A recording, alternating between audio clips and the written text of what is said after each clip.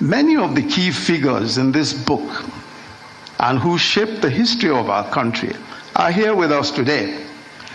And that tells another story all by itself. And that is something truly unique about Nigeria, our ability to move beyond the past, no matter how bitter and no matter how adversarial our past relationships may have been, and to still come together. So seated amongst us here today is General Yakubu Gowon, who became Nigeria's head of state at the age of 32 and led the country for 9 years. His government was overthrown in 1975 by a coup involving the then Brigadier Olusegun Obasanjo and the then Brigadier Theophilus Danjuma, and the author himself, I confirm, the then Lieutenant Colonel Babangida, who was then commander of the newly formed Armored Corps. Also involved in that coup were the then Lieutenant Colonels Muhammadu Buhari, Lieutenant Colonel Sani Bello, who is here also, and Lieutenant Colonel Sani Sami.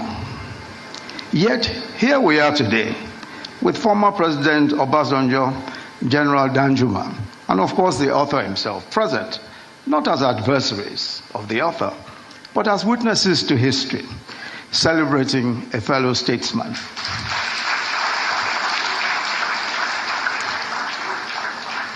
In a striking turn of fate, the author notes that it was President Obasanjo who, after the tragic assassination of General Murtala Mohammed, insisted that a young Lieutenant Colonel Babangida be appointed to the Supreme Military Council, making him its youngest member at the time.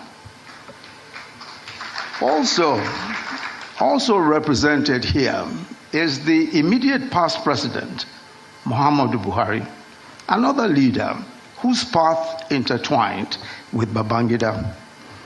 It was former President Babangida who played a key role in the coup that brought President Buhari to power in 1983, and later in another coup that removed him and brought Babangida himself into power. Yet today, President Buhari is represented at this occasion, celebrating the man who overthrew him and detained him for 3.5 years, his one-time old adversary, former President Babangida. And then, of course, there's a gentleman here who was an elected senator in 1992 in the course of Babangida's transition program. When Babangida annulled the 1993 election and General Abacha took over and dissolved the Senate, that senator tried to reconstitute the Senate in resistance to the dissolution. He was detained, charged to court. He escaped into exile. Today, he is also here to celebrate with his former tormentors. But as President, Commander-in-Chief of the Armed Forces of the Federal Republic of Nigeria, President Bola Ahmed Tinubu. I beg my people, make una suffer, share this video. This one, I no go fit comment, please. Not too much.